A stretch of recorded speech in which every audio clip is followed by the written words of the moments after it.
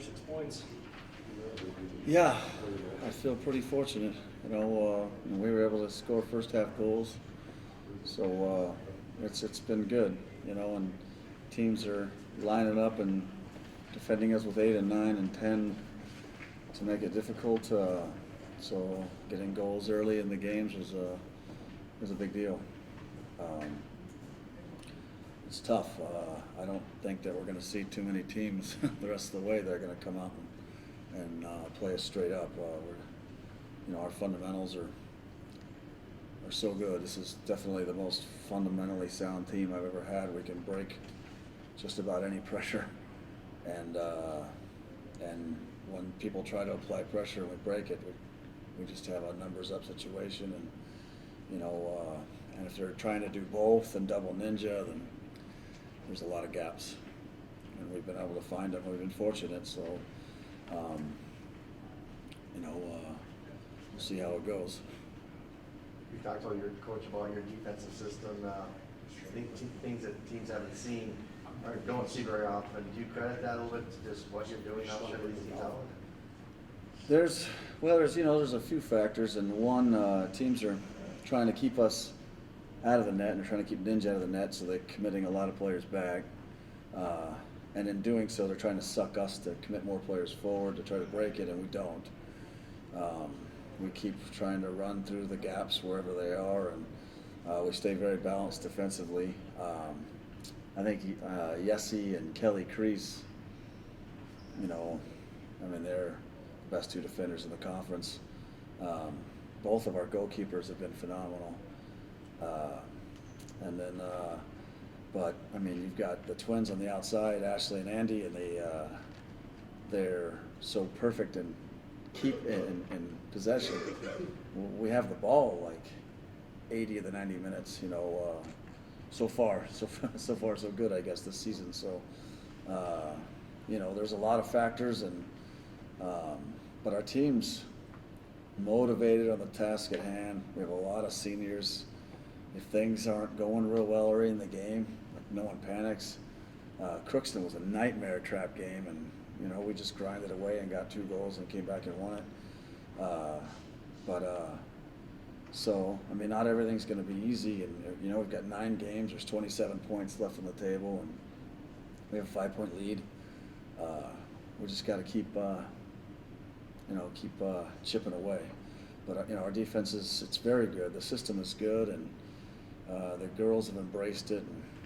And I think we have the right kids to fit it. Yessi's speed allows the twins to push forward a little bit more and to help keep the ball. That's a big factor as well. So I don't know. And then it's just everything's gone well. I don't know. We just got to keep our fingers crossed and keep working as hard as we can. I know you guys are really focused and you acknowledge how well things have been going. Have you gotten really a chance at all to step back and realize no Minot State team has had the kind of success you guys have had yet? I don't know. We got a long way to go. I'm just scared to death, for this weekend. That it'd be nice if we can, if we can get to this weekend and Mankato and Augie play, and there's a good chance that we could start getting, to a 2-3 game advantage eventually. But it's just it's so hard. We got a road game with Duluth. St. Cloud's the team that ended our undefeated run last year, and they won't sit back. They're going to press us high. So that'll be interesting to see how that works. And then we still have a road game against Mankato, and just a long way to go. You lose 9 in a row to finish, and we haven't really done anything. So, it's nice that the rankings just came out a little while ago. We're number 13, very close to cracking the top 10, and I think that would be fair if we were in the top 10, and then see from there. But right now, we're just really focused in on 1 or 2 in the region, host the NCAA. That's it. So, and we just got to keep being perfect. It was last weekend we were perfect. We didn't allow any breakdowns you know, with our normal rotation. I mean, there was definitely learning moments when we started getting to 18 through 24 or whatever on the roster, but we just didn't allow any breakdowns at all, and we've been pretty solid. You know, Augie, we outshot them 9-1 in the first half, and it got all the way up to 18-1 before we subbed everyone in with a 3-goal lead.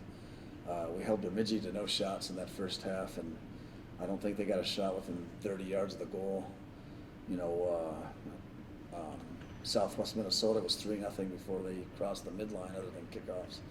You know, we've been really good, and we just gotta keep maintaining it, and keep going to work. And the girls have done that, and I think that's, you know, says a lot about Dee and Ryan and Chloe and Ninja and Kelly, and Layla. I mean, we have so many older players that our practices have been very, very good and efficient, which is good. We just haven't had, like, only been a couple times where I've had to say, hey, freeze, what are we doing? You know, it's got to be better. You know, it hasn't happened but a couple times all season, so it's gone well, and dang, we'd be perfect even in the preseason if I hadn't made some mistakes. So the girls have been great. You know, the lone goat's been me. So, but I'll take that any day. You know. If you take care of business this weekend, you get that 2 to 3 game lead in the conference title might look more well within your grasp. How much would that mean to this group, do you think? No, I think it would mean a lot. You know, but I mean, it's really 3 points at a time. We haven't got that far down the road yet. It's 3 points at a time, but honestly, a conference title, I think, would mean a lot, obviously, to our girls being the first ever, but I think it would mean a lot to, you know, Chad McNally, Rick Hedberg, Andy Carter, you know, those people knowing that Minot State can compete at the top end of the conference. And you know, it's been a lot of work from a lot of people, Dr. Fuller and Dr. Shirley, and you know, I think it'll mean a lot to a lot of people and the entire community. You don't win in small college sports without a community backing, and our girls certainly have it. The Minot Soccer Association and the families are there at every game, and a lot of them become boosters, and you know, without that, then you know, you just can't succeed. And so I think that there's a lot of people that are kind of hoping this one through, and you know, to prove that Minot State made the right call in going Division II and joining the toughest conference in the country.